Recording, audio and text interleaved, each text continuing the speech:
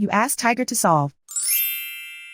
This deals with linear equations with one unknown. The final result is x equals 11. Let's solve it step by step.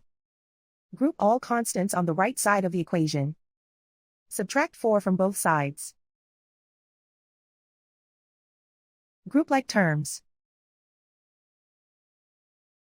Simplify the arithmetic.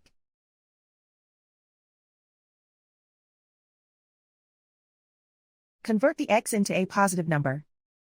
Multiply both sides by -1. Remove the ones. Simplify the arithmetic. And so the final result is x equals 11.